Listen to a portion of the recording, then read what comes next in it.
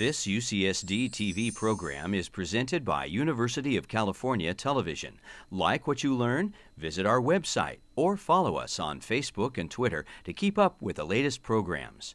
Also, make sure to check out and subscribe to our YouTube original channel, UCTV Prime, available only on YouTube.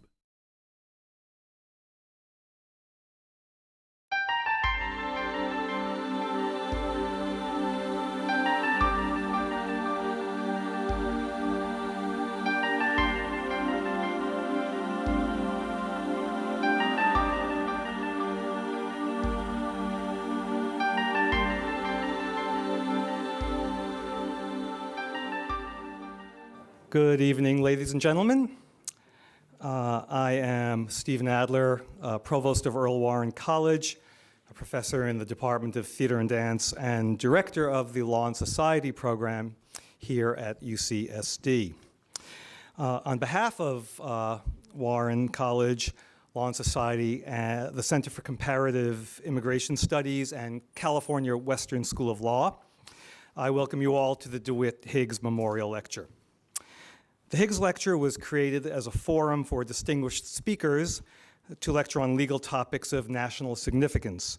The lecture's namesake, Dewitt Higgs, who passed away in 1994, founded the San Diego law firm Higgs, Fletcher & Mack.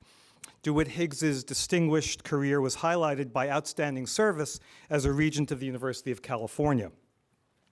The Higgs Lecture is hosted annually to recognize his contributions to the law, to education, and to academic freedom.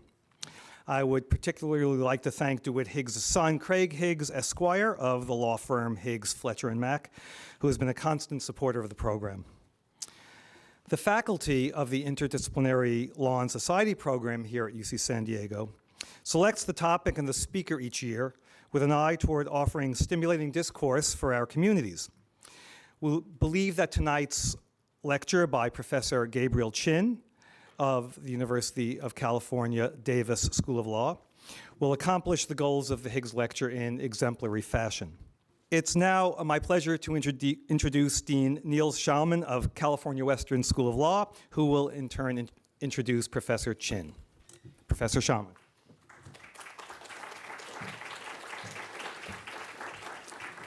Thank you, Provost Adler. I'm Neil Schauman. I'm the new dean at California Western School of Law. I'm delighted to be here. This is my first time at the jointly sponsored Dewitt Higgs Memorial Lecture, and I can see that it's off to a fantastic start, and tonight's speaker I think you'll find to be a real treat. Gabriel Chin is a teacher and scholar of immigration law, criminal procedure, and race and the law. His scholarship has appeared in the Penn, UCLA, Cornell, and Harvard Civil Rights, Civil Liberties Law Reviews, and the Duke and Georgetown Law Journals, among others. If that's not enough endorsement for you, the U.S. Supreme Court has cited his work on collateral consequences of criminal conviction in 2013, calling his Cornell Law Review article the principal scholarly article on the subject. And in 2010's Padilla versus Kentucky, the court agreed with his contention that the Sixth Amendment required defense counsel to advise clients of possible deportation consequences of guilty pleas. Professor Chin's efforts with students to repeal Jim Crow laws that are still on the books includes a successful 2003 petition to the Ohio legislature to ratify the 14th Amendment, which I find remarkable, and congratulations on that. 136 years after the state disapproved it during the ratification process. Welcome to the 21st century. He and his students also achieved the repeal of anti-Asian alien land laws, which are on the books in Kansas, New Mexico, and Wyoming. For this work, A magazine named him one of the 25 most notable Asians in America. That's not A magazine, that is a magazine called A.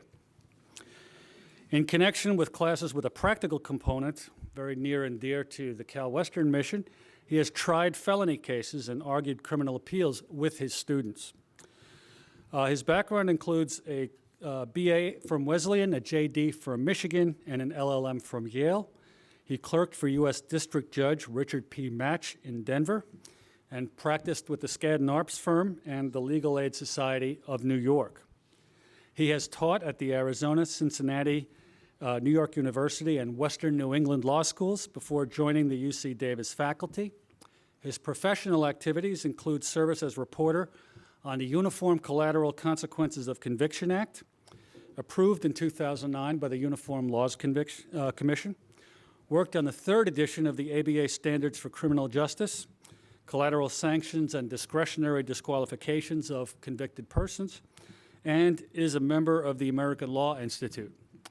Please help me welcome Professor Gabriel Chin.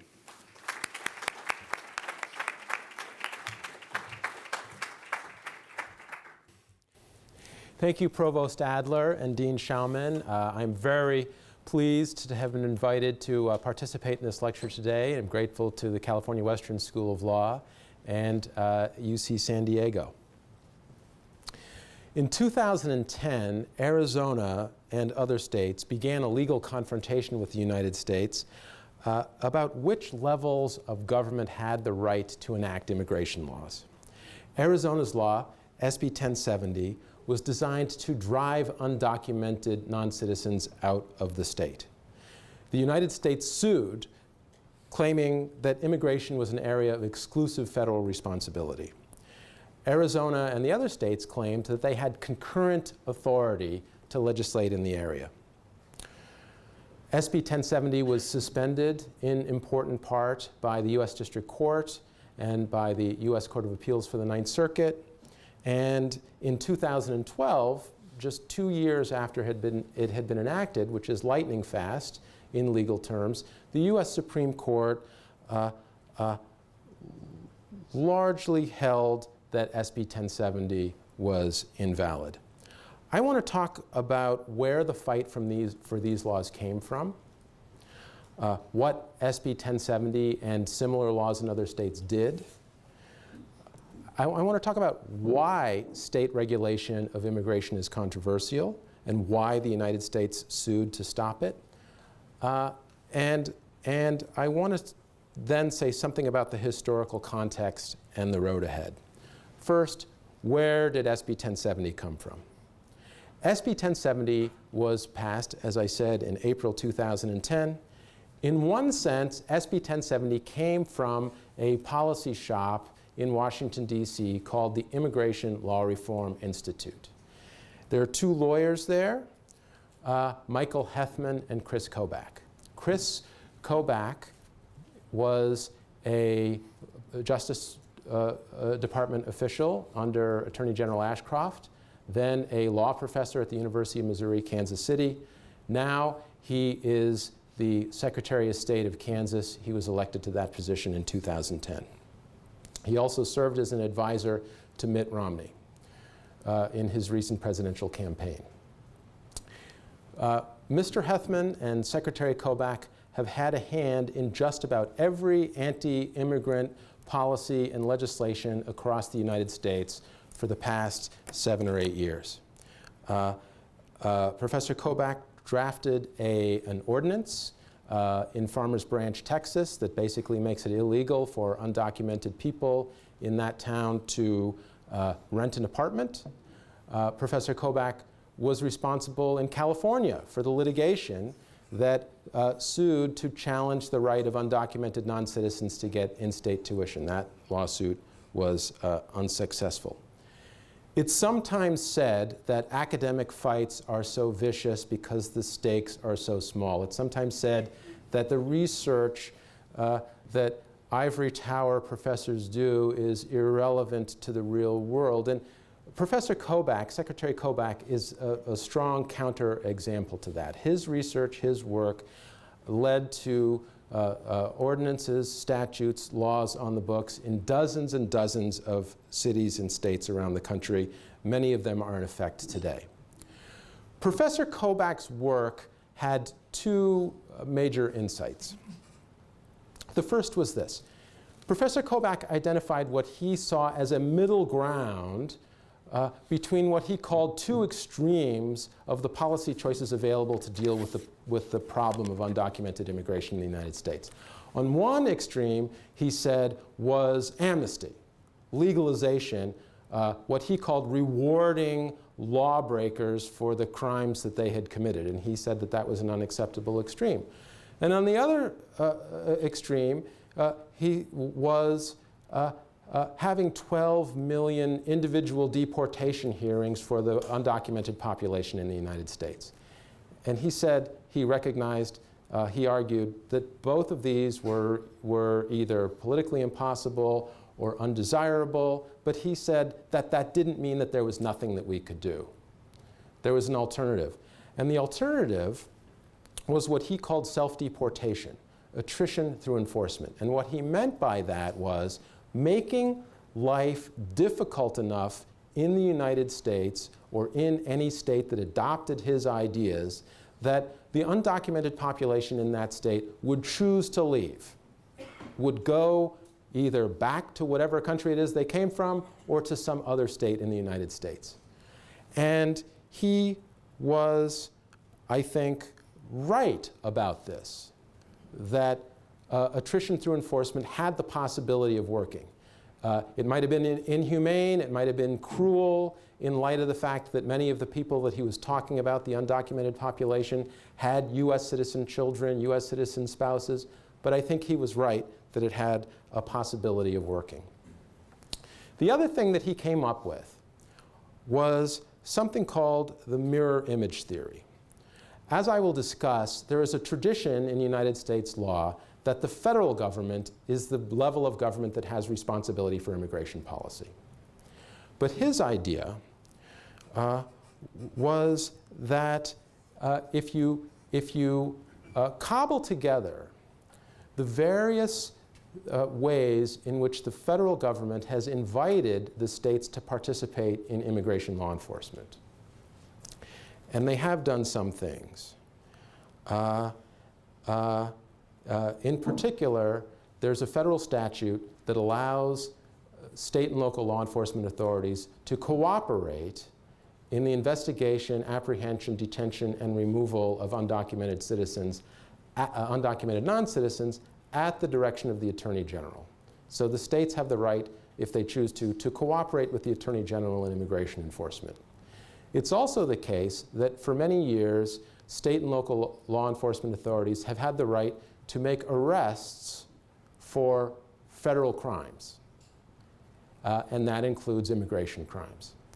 And so he put these various things together, and he made the argument that notwithstanding the tradition of federal responsibility for immigration policy, Congress, by authorizing these things, had invited the states to participate in immigration enforcement, including by enacting and enforcing their own laws. So long as the state laws were mirror images of federal laws, he said, they were permissible. What's wrong, he asked, with states helping the federal government enforce their own laws? What could be wrong with that? And people like Sarah Palin, George Will, and many others could see nothing wrong with the states helping the government enforce their own laws. So SB 1070 came in large part, was derived from, in large part, from Chris Kobach and his ideas about an effective policy and a constitutional policy for states to get involved in immigration enforcement. Another place that you could say SB 1070 came from was Arizona. Arizona had a fraught history of racial issues since 1861, at least when Arizona, which was a slave territory, seceded from the Union and joined the Confederate States of America. Arizona made headlines again in the early 1990s, as some of you may recall, when it became the last state in the Union to consider adopting the federal Martin Luther King Day holiday, and the first couple of times that it considered it, it rejected it, and ultimately, though, it got on board. Arizona also has a long history of anti-immigrant policies. In 1915 and 1971, the Supreme Court of the United States invalidated various policies that Arizona had enacted designed to make life difficult for aliens. SB 1070, though, was really part of a more recent wave of Arizona's anti-immigrant legislation. Starting at about 2004, there were 1, 2, 3 pieces of legislation a year that were designed to carry out Professor Kovac's ideas of attrition through enforcement and of encouraging self-deportation. In 2007, an important one, the legislature enacted the Legal Arizona Workers Act, which made it difficult for undocumented people to work in the state. It threatened to revoke the business licenses of any business that hired an undocumented worker, and it required all employers in the state to use the federal E-Verify database before hiring an employee. The Legal Arizona Workers Act was upheld by the US Supreme Court in 2011. But the group of laws that started coming on the books in 2004, none of them became a national cause célèbre the way SB 1070 did. SB 1070 was the breakthrough. There are SB 1070 type laws on the books in Alabama, Georgia, Indiana, South Carolina, and Utah. Each of those states have their own stories and histories, but I think it's fair to say that the SB 1070 type law, the anti-immigrant type of law that became so popular in the last couple of years, has had the most enthusiastic reception in places that have a history of nativist and anti-immigrant and racist policies. So what did SB 1070 do? How was it designed? The big point is Section 1, which explains what Arizona is trying to accomplish. Section 1 says, the legislature declares that the intent of this act is to make attrition through enforcement the public policy of all state and local government agencies in Arizona. The provisions of this act are intended to work together to discourage and deter the unlawful entry and presence of aliens and economic activity by persons unlawfully present in the United States. As a statute, as a piece of legal writing, the most prominent characteristic of SB 1070 is that it is a mess. It is vague, sloppy, inconsistent, imprecise. It uses terms that aren't used in any other state or federal law on the books. It has conflicting tests. It has loose ends, references to statutes that clearly don't apply. It's a wreck. I believe that SB 1070 was drafted this way on purpose. SB 1070 was not primarily designed to provide the basis for arrests and prosecutions, for getting convictions and putting people in Sheriff Joe Arpaio's famous tent jails. There are 6.6 million people in Arizona, more or less. In 2010, there were something like 450,000 undocumented people. This was not a problem that could be solved by actually making arrests and prosecuting cases. It's inconceivable that any significant number of the undocumented people could have been dealt with by the criminal justice system. But the law was designed to get people to self-deport. Therefore, vagueness and uncertainty about what it meant was a virtue. Reading the law, nobody could be sure about how to comply with it. Nobody was sure about what conduct it punished, how it worked. If a person was in Arizona without legal status, under some readings of the law, plausible readings of the law, they're subject to stop and arrest at any time. If you were in Arizona and you're lawfully present, but you dealt with someone who was undocumented, under some plausible readings of the law, almost any dealings that you had with an undocumented person or someone who might be undocumented could be a criminal offense. As a law whose primary goal was to generate anxiety and uncertainty, it was an enormous success. So let me talk about the nuts and bolts. The first big feature of SB 1070 was a set of requirements about investigation and reporting. If a person was stopped detained, arrested, or convicted of a crime in Arizona, and there was reasonable suspicion that they were undocumented, then the police had to investigate their status. The point of this was to get more, to increase the number of undocumented people who were in the deportation system. More reports from Arizona law enforcement to federal law enforcement that would lead to removal. And thereby strike fear into the undocumented community that if they were stopped or arrested for even a trivial offense, they might be gone. Although the lawsuit of the United States challenged these provisions, the Supreme Court refused to strike them down, and they're in effect today. The second big feature of the law was what I call an anti-boss provision. State agencies and officers, leaders in state agencies, cannot restrict their line employees from enforcing immigration law. The statute says that an agency or official can't prohibit a line employee from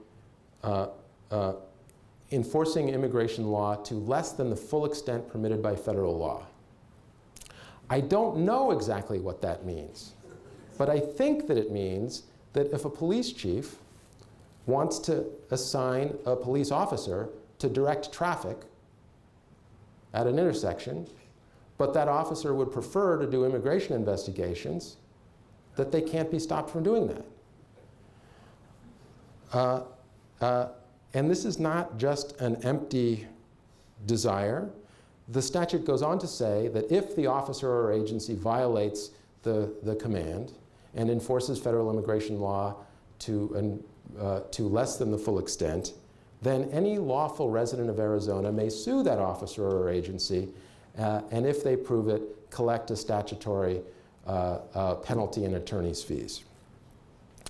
Why have a penalty provision? Why sanction an officer or agency in this situation?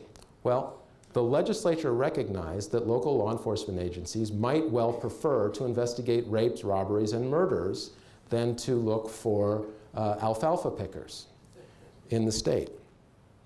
And what this provision does is it says that if they fail to prioritize immigration enforcement, then they can be sued. They can't be sued for failing to investigate terrorism or mass shootings or serial rapes. That is within their discretion as a law enforcement agency to decide whether to do or not. But if they fail to investigate immigration, for that and only that, they may be in legal trouble under SB 1070. This provision was not challenged by the United States when it sued Arizona, and it's in effect today. The third thing that SB 1070 did is it created 4 new Arizona crimes. It's a crime to be present in Arizona if you're an unauthorized non-citizen and if you don't possess an immigration document or register as required by federal law. This is more or less a copy of federal law.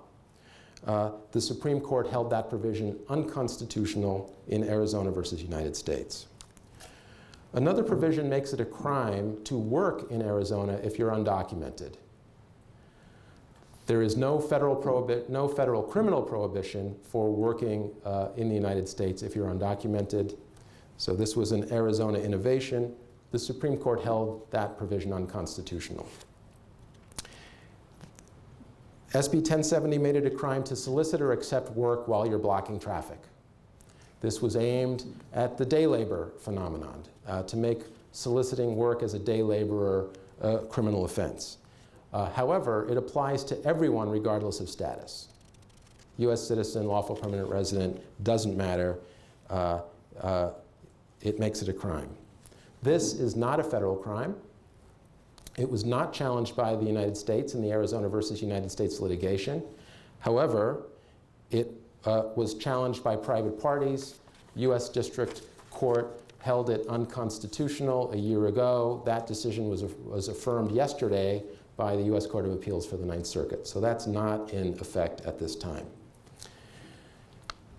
SB 1070 also made it a crime to transport, conceal, move, harbor, or shield an undocumented person in furtherance of their unlawful presence in the United States. There's an exception for child protective services workers in performance of their official duties, and for ambulance workers working for a licensed ambulance company.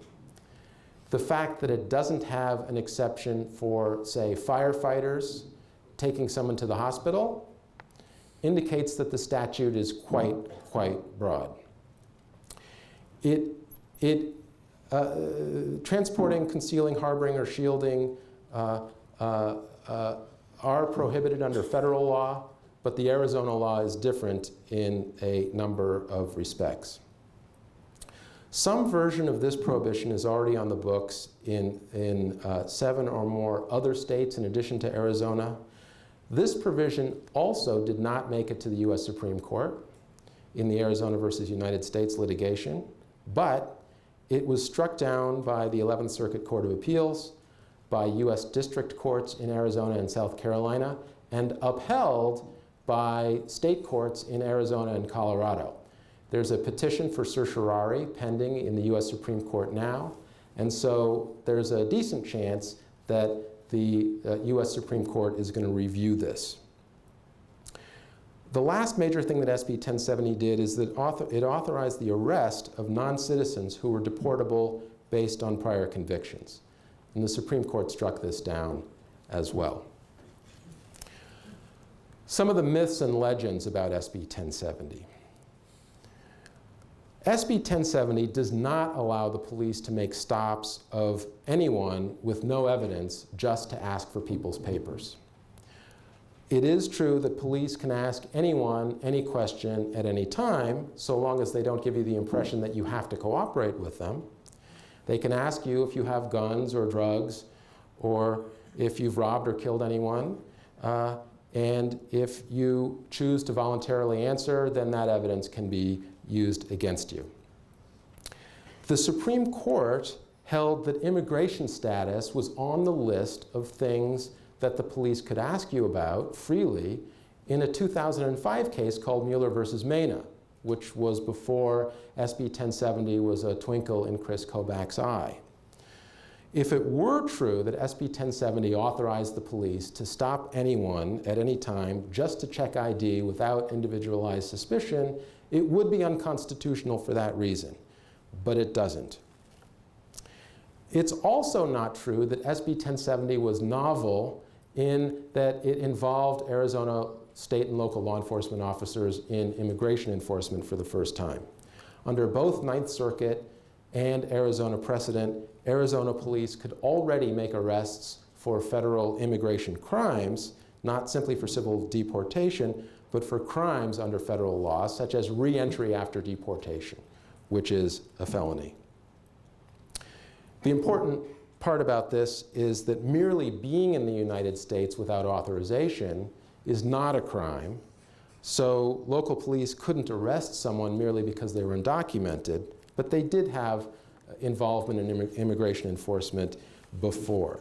Under so-called 287G agreements, state and local police could be trained and empowered to enforce federal immigration law, civil and criminal, under the supervision and control of the United States.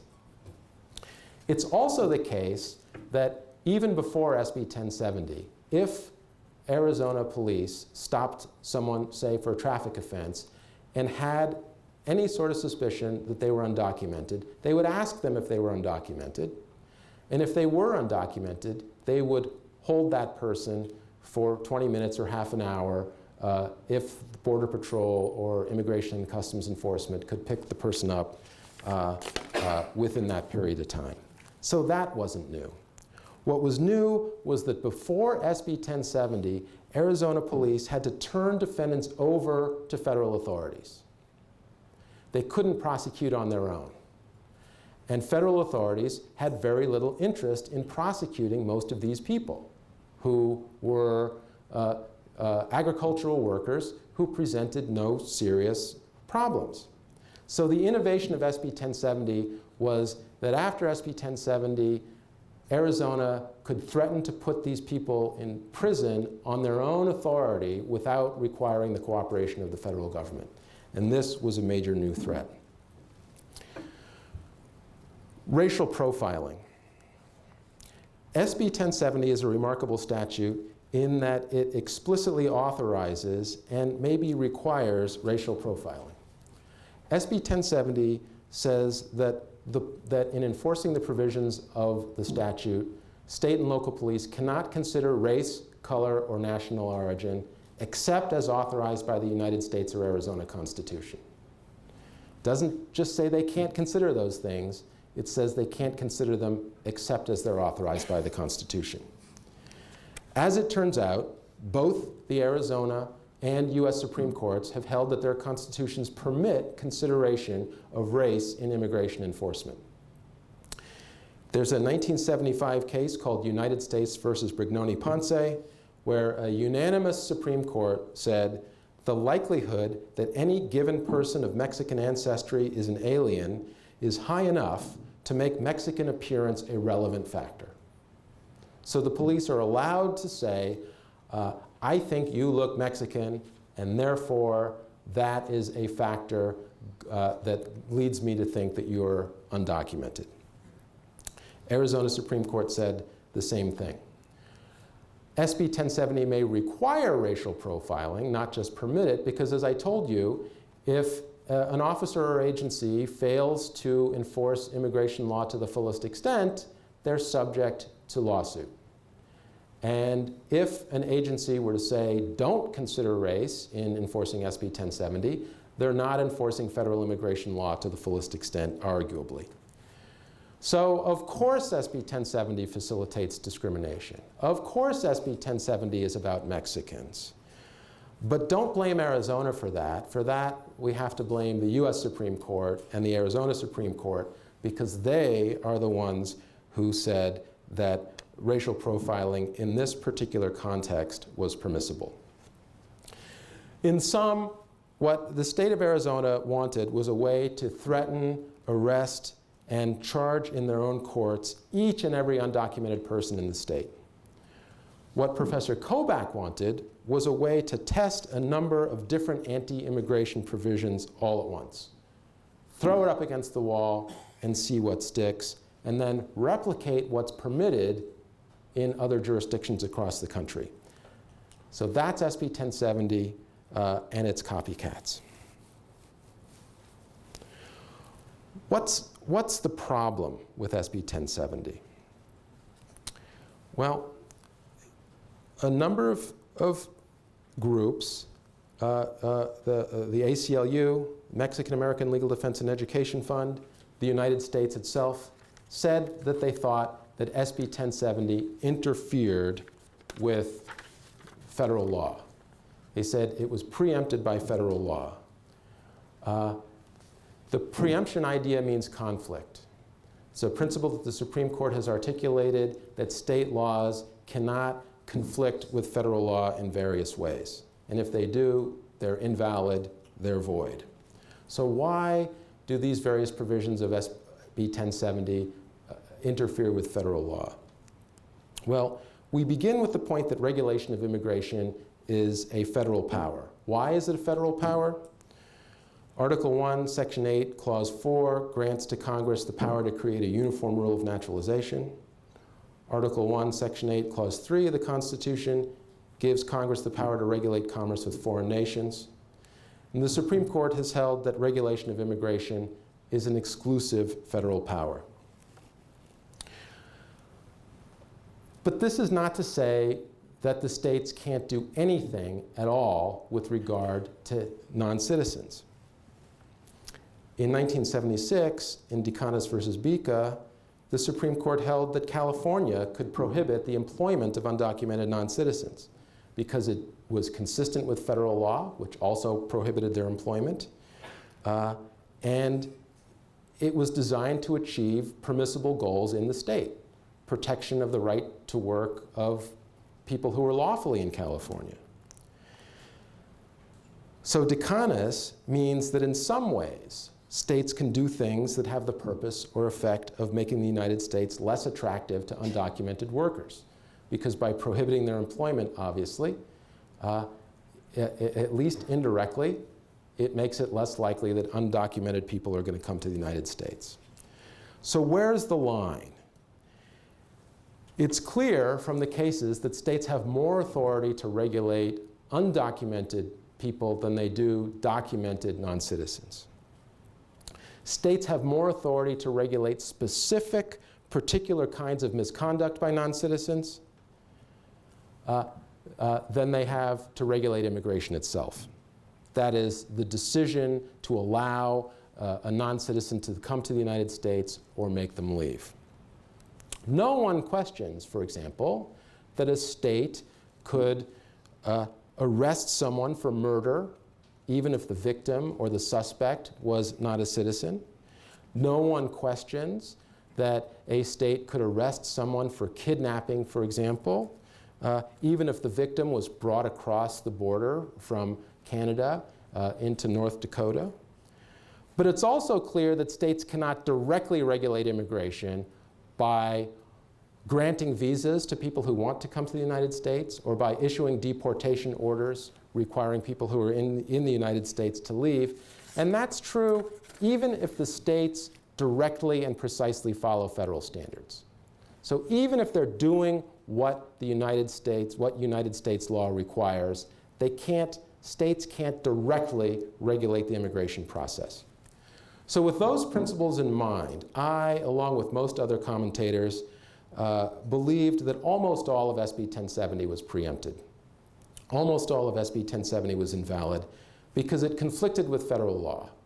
And so the United States Supreme Court held in 2012. The core reason for this is that there is something wrong with states helping the federal government enforce its own law. And what it is this. The Immigration and Nationality Act, which is the basic law that governs who can come into the United States, on what terms, and what kind of conduct that they might engage in makes them leave, has a range of things that can happen to somebody who's in the United States without documentation. So if we take somebody who's here, has no claim to be in the United States lawfully, the Departments of State, Justice, and Homeland Security, who are responsible under the Immigration and Nationality Act for dealing with immigrants, they have a range of choices.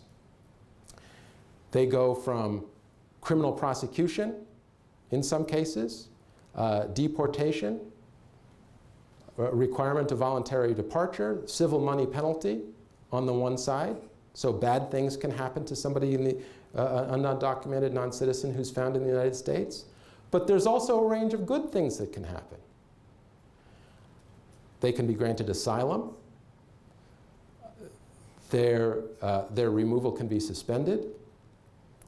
They can be granted deferred action by the government, which allows them to stay in the United States. And that can be accompanied by work authorization. And this is the relief that was granted to the DREAM Act children who were brought to the United States as minors by President Obama before the last election.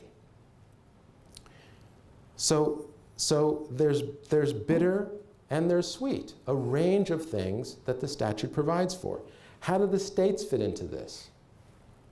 Well, under SB 1070, Arizona could not do most of those things. It could not order deportation. It could not grant asylum.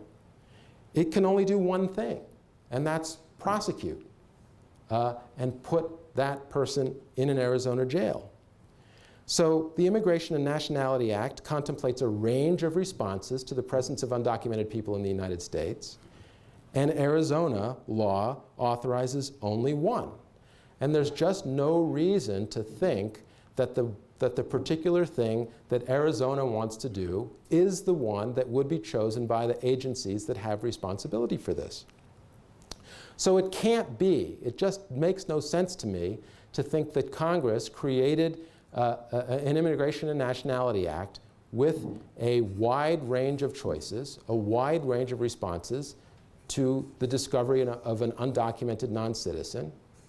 And at the same time, it wanted to allow states to overrule those choices by the federal agencies and impose the particular one that they had in mind. Basically, Arizona was saying that they had the right to overrule the judgment of the federal agencies. There's a deeper problem, though, in my view, than the fact that SB 1070 conflicted with the Immigration and Nationality Act. It's not simply a question that the state law conflicted with the federal law. It goes deeper than that. I think that the United States Constitution was designed to keep the states out of immigration, to keep the states out of dealing with aliens, because there's a certain, the Constitution reflects a certain lack of trust of states in this area. And the reason for this is that states who get involved in immigration often do so when they're angry about another country. And I think that that's true of the situation of Arizona and Mexico. One of the major Supreme Court cases in this area comes from 1876 in California, when California was trying to keep the Chinese from immigrating. This was not prohibited under federal law. Indeed, at that time, there was almost no federal immigration law. So it wasn't a preemption problem. It wasn't a problem that what California was doing conflicted with federal law somehow. It was simply that the Supreme Court felt that immigration was not the business of the states. Here's what the Supreme Court said. Has the Constitution done so foolish a thing as to leave it in the power of the states to pass laws whose enforcement renders the general government liable to just reclamations which it must answer, while it does not prohibit to the states the acts for which it is held responsible? The Constitution of the United States is no such instrument. The passage of laws which concern the admission of citizens and subjects of foreign nations to our shores belongs to Congress and not to the states. The Supreme Court was worried that enforcement of immigration law by the states would lead to international problems. They said, a silly, an obstinate, or a wicked commissioner may bring disgrace upon the whole country, the enmity of a powerful nation, or the loss of an equally powerful friend. States cannot regulate immigration directly. They cannot set up border inspection stations and turn back people that they don't want, and they can't set up deportation tribunals in the interior and deport people from the United States. And because they can't do that directly, I don't think that they can do so indirectly. They can't, for practical purposes, say that aliens can't come here by saying that if you do, we'll put you in jail. To me, that's the equivalent of direct regulation. For these reasons, the Supreme Court's ruling in Arizona versus United States was not a surprise to many of the people familiar with the court's earlier jurisprudence in the area. While the court has a conservative majority now, the key was that Arizona and the other states supporting SB 1070 were not taking a traditional conservative position, where they were arguing that the state or the government should prevail against a claim of individual rights of a private person. Instead, what they were saying is that the rights of a state should prevail against the foreign policy and national security powers of the United States as a whole. That's a big argument. That's a lot to ask. And I was not surprised that conservative justices like Chief Justice Roberts and Justice Kennedy were unimpressed with the argument. Defenders of SB 1070, critics of the majority decision in Arizona versus United States, call this argument spurious for the following reasons. It would be one thing, they say, for the federal government to have the right to enforce immigration law if it were enforcing immigration law. But it's not doing so, they claim, and therefore they argue that the states have regained the right that they had before union to enforce immigration law. As Justice Scalia put it in Arizona versus United States, are the sovereign states at the mercy of the federal government's refusal to enforce the nation's immigration law? A good way of answering that question, Justice Scalia said, is to ask, would the states conceivably have entered into the Union if the Constitution itself contained the court's holding? So invalidating SB 1070 is a reason, evidently, that we should not have a United States anymore. 2 points on this. The first is that Justice Scalia's dissent gives the lie to the idea that Arizona was just trying to help enforce federal policy. Quite obviously, it wanted to have a different policy. The whole point is that it objected to federal policy and wanted to go its own way. The second point that's important here is the suggestion that there's something wrong with not enforcing the law. In the case of immigration enforcement, there are more federal law enforcement officers devoted to immigration enforcement than there are to any other aspect of federal criminal law. There are more criminal prosecutions in federal court for immigration violations than there are for any other area of federal criminal law enforcement, including drugs.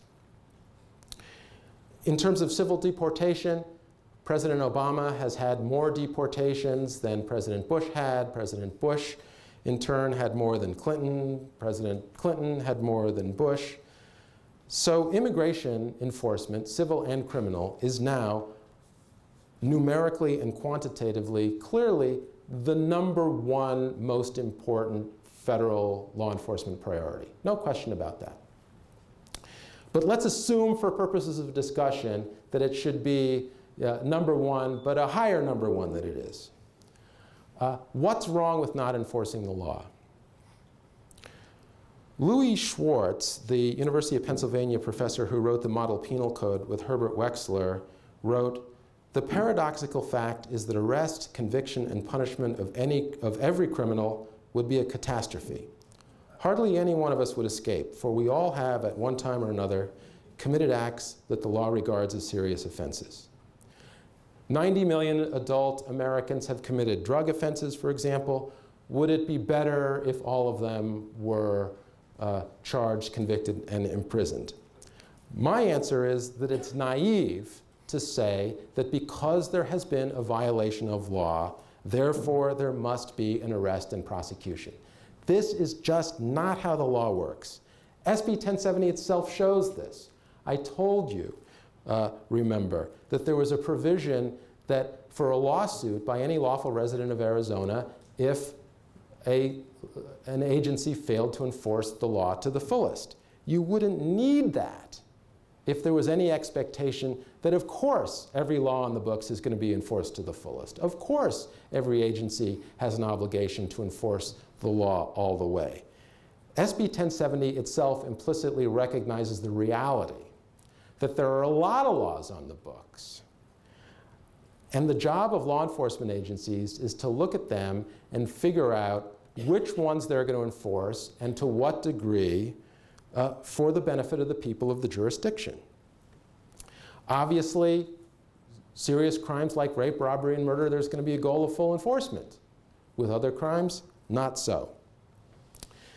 Congress and the states simply do not tax and spend enough money to have any realistic expectation that we're going to have anything like full law enforcement. It's simply impossible.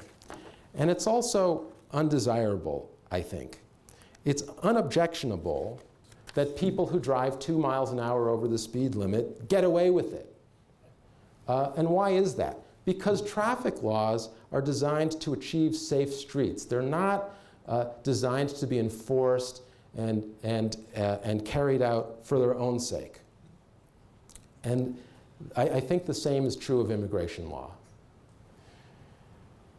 Should undocumented immigration be a higher criminal priority? Well, for one thing, Congress has made the basic offense of unlawful entry into the United States a petty offense, the lowest level of crime, equivalent to a traffic offense or having a campfire in a national park without a permit. It's a trivial offense. The other thing is that historically our immigration policy has been an amnesty-driven policy. We've always let people go. even if they were deportable. We've had broad policies over the years that said, if you're here unlawfully, if you don't have legal status, well, we might let you stay anyway if you're the type of person that we want here. Why? Because the immigration selection regime has always been a regulatory regime that's designed to achieve a particular end. And the end is good immigrants, good citizens, good people who live here in the United States. It's been, in that respect, like the traffic laws. It has not been a law like the laws dealing with rape, robbery, and murder that are designed to stamp out a form of conduct. And therefore, when prosecution or deportation helps achieve the regulatory goal, we do it. But when it doesn't, at least historically, we don't. So traditionally, then, there's been no general rule that because a person is here without lawful authority, they have to be deported. The law must be obeyed. The rule of law requires that they be deported. It's been to the contrary.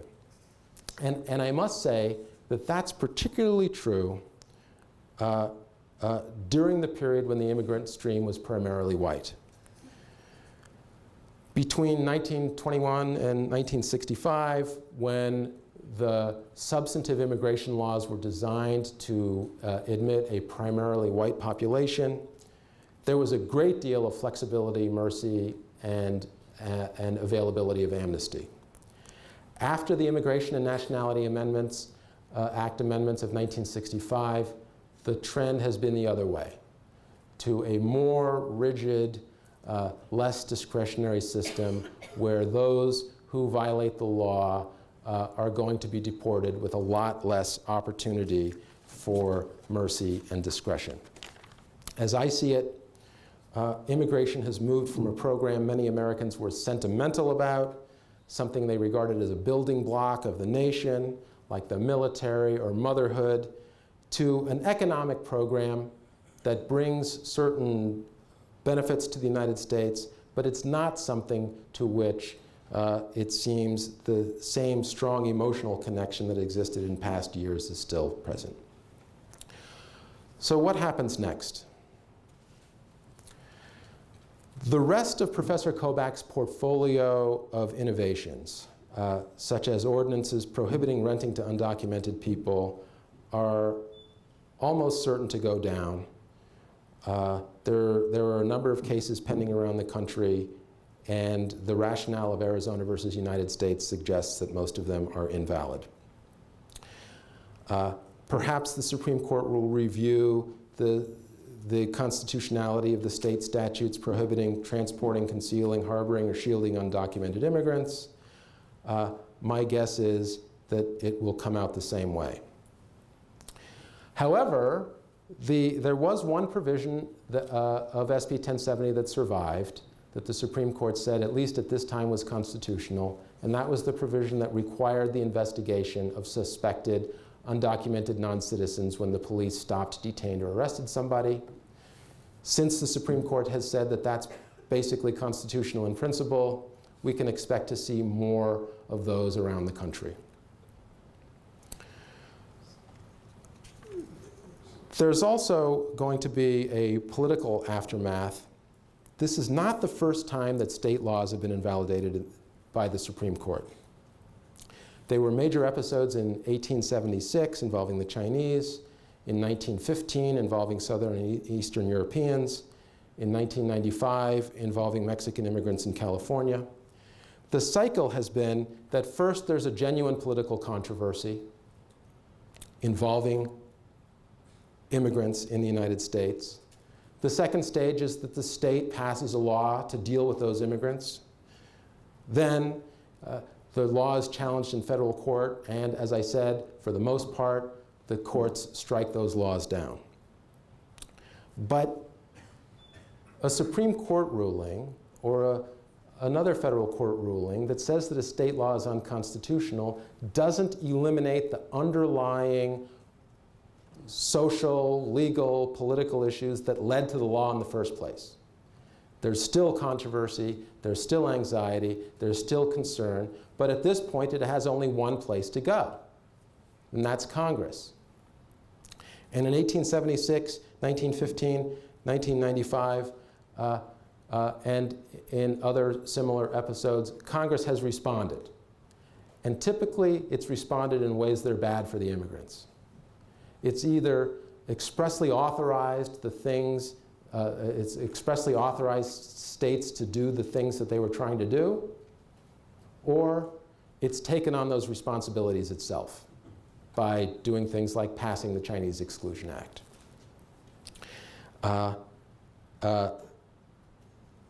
There's every reason to think that the pattern is going to repeat itself this time. The concern is still there about the undocumented population in Arizona and the other states. And I think it's also true that the Supreme Court case and the political agitation that led to it has generated a political response, as it did in past decades. I do think, though, that the nature of the response this time may be different. Instead of driving the immigrants out, Congress may be inspired to find some way to regularize their status. In principle, I think this is a good solution. If the problem was that these people, undocumented people, were here in violation of the law, that problem can be completely and fully solved by Congress waving a magic wand and determining that they're legal in the United States. So that's what I have to say. Thank you very much.